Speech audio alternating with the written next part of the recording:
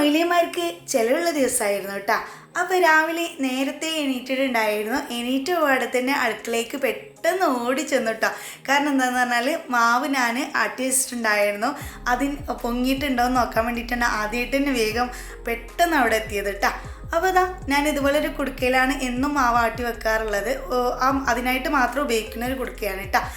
ഞാൻ കുറച്ച് നേരം വൈകിട്ടാണ് മാവ് അരച്ച് വെച്ചിട്ടുണ്ടായിരുന്നത്. ആ സമയത്ത് ഞാൻ ഇതുപോലെ ഹോളുള്ള ഒരു പാത്രം കൊണ്ട് അടച്ചിട്ട് അതിൻ്റെ മുകളിൽ കുറച്ച് ഹോള് കാണുന്ന രീതിയിൽ ഒരു പ്ലേറ്റ് വെച്ചിട്ടാണ് വെക്കാറുള്ളത്. ഇനി നമുക്ക് നോക്കാം. നല്ല രീതിയിൽ ഇതാ മസാല നന്നായിട്ട് പൊങ്ങി വന്നിട്ടുണ്ട് കേട്ടോ. അപ്പം ഞാൻ എപ്പോഴും വലിയ പാത്രത്തിലാണ് മാവ് അരച്ച് വെക്കാറുള്ളത്. ഞാൻ എങ്ങനെ അരച്ച് വെച്ചാലും പെട്ടെന്ന് തന്നെ അത് പൊങ്ങി കിട്ടും. അതുകൊണ്ട് തന്നെ ഞാൻ വലിയ പാത്രമാണ് എപ്പോഴും ഉപയോഗിക്കാറുള്ളത് കേട്ടോ. അപ്പം ഇതുപോലെ നമ്മൾ മാവൊക്കെ പൊങ്ങി കാണുന്ന തന്നെ അന്നത്തെ ദിവസം ഫുള്ള് ഹാപ്പി ആയിരിക്കും അല്ലേ? എല്ലാവർക്കും അങ്ങനെ തന്നെയല്ലേ?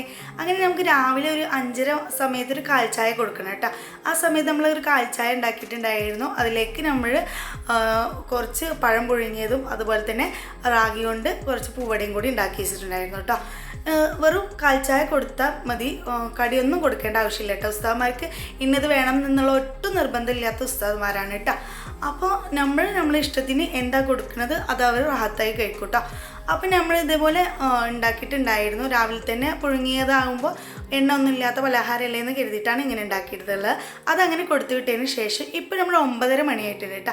ആ സമയത്തേക്കുള്ള ഫുഡാണ് റെഡിയാക്കി എടുത്തിട്ടുണ്ടായിരുന്നത്. നല്ല പൊങ്ങി വന്ന മാവിൽ നിന്ന് ഞാൻ ഇഡ്ഡലിയും അതുപോലെ തന്നെ ദോശ ഉണ്ടാക്കി എടുത്തിട്ടുണ്ട് കേട്ടോ. ഞാനൊരൊറ്റ മാവ് ഉണ്ടാക്കി എടുത്തതിന് ശേഷം അതിൽ നിന്ന് തന്നെയാണ് ഇഡ്ഡലിയും അതുപോലെ തന്നെ ദോശ ഉണ്ടാക്കി എടുക്കാറുള്ളത് കേട്ടോ. ഇവിടെ വീട്ടിലാണെങ്കിലും ഇതുപോലെ രണ്ടും ഞാൻ ഈ ഒരു മാവ് അരച്ചിട്ടാണ് ഉണ്ടാക്കിയെടുക്കാറ്. അതിലേക്ക് നല്ലൊരു തേങ്ങാ ചട്നി ഉണ്ടാക്കിയെടുത്തിട്ടുണ്ട്. പിന്നെ ബട്ടൂരയാണ് ഉണ്ടാക്കിയെടുത്തിട്ടുണ്ടായിരുന്നത്. ബട്ടൂരയ്ക്ക് നല്ല അടിപൊളി ഒരു വെജിറ്റബിൾ കുറുമയും കൂടി ഉണ്ടാക്കിയെടുത്തിട്ടുണ്ടായിരുന്നു കേട്ടോ. ഇനി ഇത് രണ്ടും പറ്റാത്തവർക്കായിട്ട് ഞാൻ പാൽ പൊറോട്ട ഉണ്ടാക്കി എടുത്തിട്ടുണ്ടായിരുന്നു.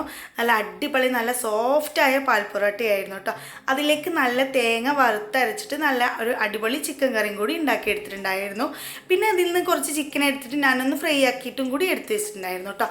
ഇത്രയൊന്നും നിർബന്ധമില്ല. നമുക്ക് എന്താണ് നമ്മളെ വീട്ടിലുള്ളത് അത് മാത്രം കൊടുത്താലും ഉസ്താദ്മാർ റാഹത്താണ്. ഉസ്താദ്മാർക്ക് ഒരു പരാതിയില്ല കേട്ടോ.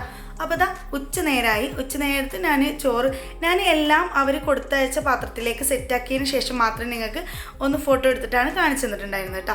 ചോറും അതിലേക്ക് മാന്തൾ തേങ്ങ അരച്ച കറിയും അതുപോലെ തന്നെ കൂട്ടുകറിയും കൂടിയാണ് ഉണ്ടാക്കിയെടുത്തിട്ടുള്ളത്.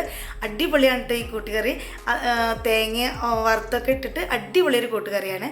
അതിലേക്ക് നമ്മൾ അടിപൊളിയായിട്ട് തന്നെ കൂർക്ക ഉപ്പേരി ഉണ്ടാക്കിയെടുത്തിട്ടുണ്ട്. പിന്നെ നമുക്കിവിടെ കിട്ടിയിട്ടുണ്ടായ നെയ്മീനാണ്. ആ നെയ്മീൻ വറുത്തെടുത്തിട്ടുണ്ടായിരുന്നു. അതും കൂടി വെച്ചെടുത്തതിന് ശേഷം നമ്മളിവിടെ വീട്ടിലുണ്ടാക്കി നമ്മൾ അച്ചാറിട്ടിട്ടുണ്ടായിരുന്നല്ലോ, മുന്നൊരു വീഡിയോ ഉണ്ട് കേട്ടോ, അതിലൊന്ന് പോയി നോക്കണം. അപ്പോൾ അച്ചാറും അതുപോലെ തന്നെ നല്ല അടിപൊളിയായിട്ട് പൊങ്ങി വന്ന പപ്പടം എടുത്തിട്ടുണ്ട് കേട്ടോ.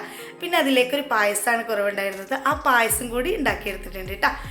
ഇനി നമുക്ക് വൈകുന്നേരത്തെ ഒരു കാൽച്ചായ വേണം. അപ്പോൾ വൈകുന്നേരം കാൽച്ചായക്ക് നമ്മൾ ഇതുപോലെ തന്നെ നല്ല കാൽച്ചായയും അതുപോലെ തന്നെ ചിക്കൻ നഗ്ഗറ്റ്സും കൂടി ഉണ്ടാക്കിയിട്ടുണ്ട്.